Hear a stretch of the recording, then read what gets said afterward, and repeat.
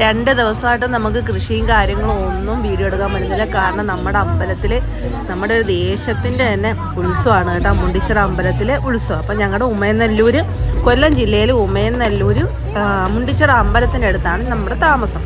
അപ്പോൾ ഇവിടുത്തെ ഉത്സവം എന്ന് പറയുന്നത് ഇത്തവണത്തെ എൻ്റെ പൊന്നോ ഒരു രക്ഷയില്ല, പൊടിച്ചു.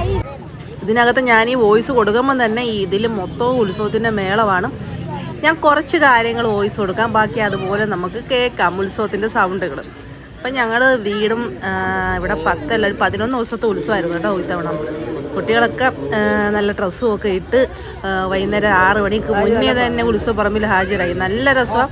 പിന്നെ ഇവിടുത്തെ പ്രത്യേകത പറഞ്ഞാൽ വിളക്കെടുപ്പും കാര്യങ്ങളും നമ്മുടെ ഊരി ചുറ്റി പ്രദക്ഷിണമൊക്കെ ഉത്സവത്തിൻ്റെ തലേന്നാണ്. അതുകൊണ്ട് ഉത്സവത്തിൻ്റെ അന്ന് നമുക്ക് സ്വസ്ഥമായിട്ടൊന്ന് ഉത്സവം കാണാം. കാരണം ഉത്സവത്തിനൊന്നും താലപ്പൊലിയോ ചമയവിളക്കോ കാര്യങ്ങളോ ഒന്നുമില്ല, അതെല്ലാം തലേ ദിവസം. അപ്പോൾ തലേ ദിവസം ആകുമ്പോൾ പിറ്റേന്ന് നമുക്ക്. അപ്പോൾ ഞാൻ ഉത്സവത്തിലേക്ക് കിടക്കാം.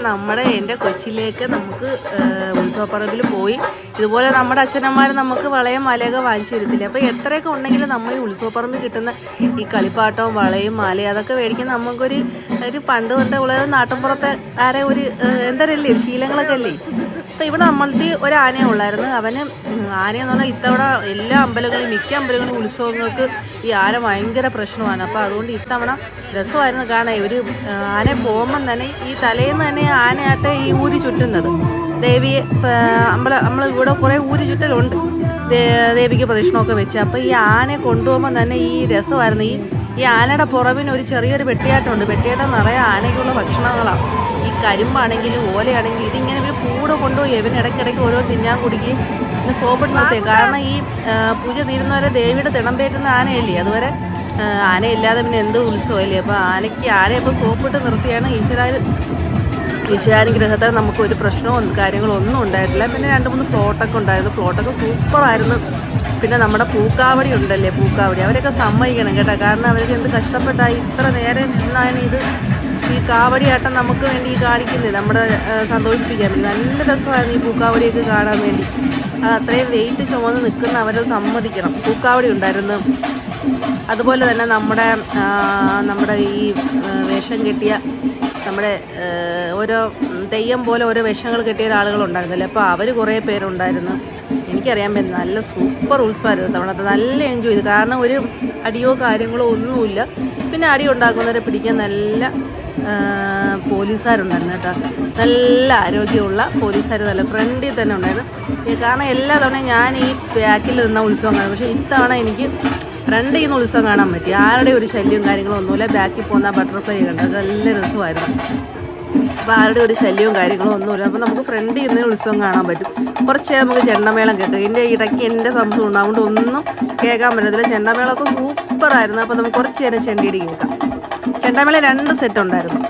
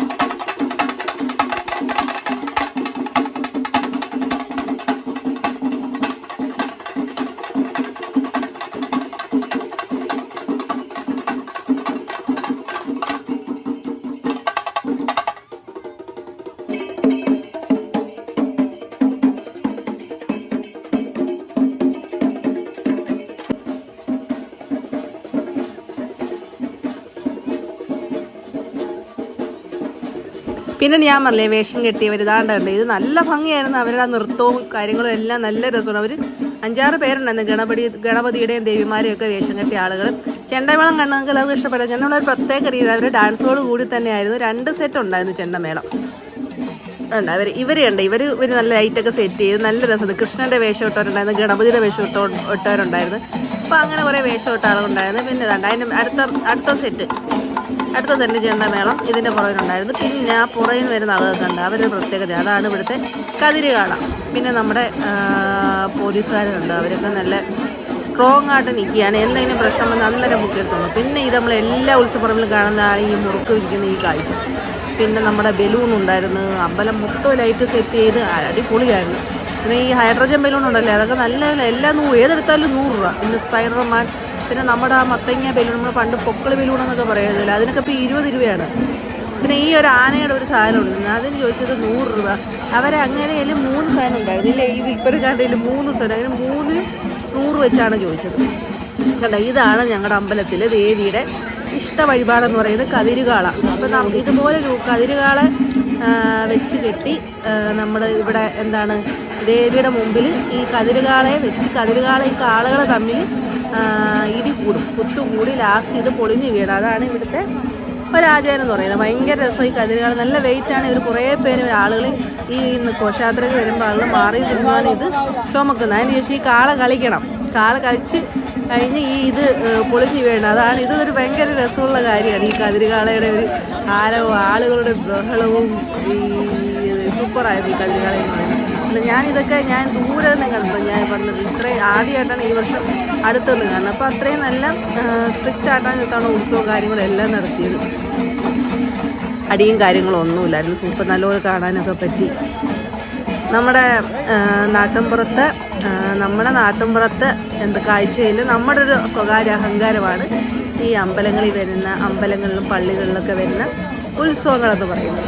അപ്പോൾ അത് നമുക്ക് നാട്ടിൻപുറത്തുകാർക്ക് മാത്രമേ കിട്ടുന്ന ഒരു അനുഗ്രഹമാണ് ഇതൊക്കെ പറയുന്നത്. അതൊക്കെ നമ്മുടെ ഈ നഗരത്തിലെ ഫ്ലാറ്റുകളിലൊന്നും താമസിക്കുന്നവർക്ക് അവർക്കൊക്കെ നന്നായിട്ട് ഇതെല്ലാം മിസ് ചെയ്യും. പിന്നെ ഇത് നോക്കി, ഇവിടുത്തെ കൊച്ചു കാന്തരി, അവൾക്ക് ഒരു കളിപ്പാട്ടവും വേണ്ട, അവൾ എന്തോ വാങ്ങിച്ചു കൊടുക്കാത്തതിന് അവൾ അമ്മയോട് പിണങ്ങി നിന്ന് കരയുന്ന അനിയത്തിയുടെ മോളാണ്.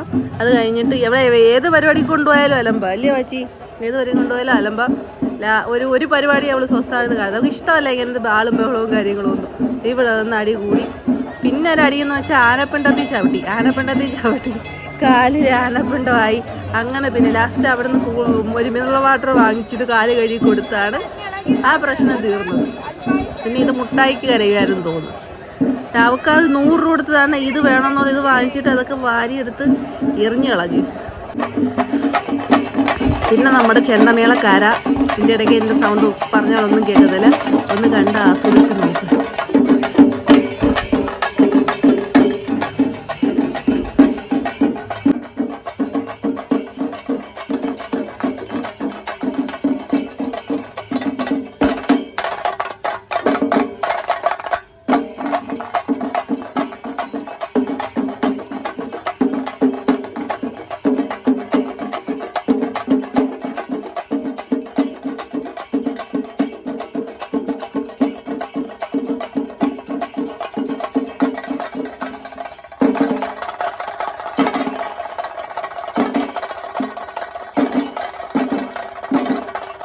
അപ്പോൾ ഇത്രയുള്ള ഇന്നത്തെ വീഡിയോ. അപ്പം നമ്മുടെ ഉത്സവമൊക്കെ ഞങ്ങൾ അടിച്ചു പൊളിച്ചു. അപ്പോൾ എല്ലാവരും ഇതുപോലെ ആയിരിക്കുമല്ലോ, ഉത്സവമൊക്കെ അടിച്ചു പൊളിച്ചായിരിക്കുമല്ലോ എല്ലാവരുടെ നാടുകളിലും.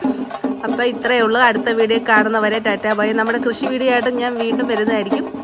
Okay, by.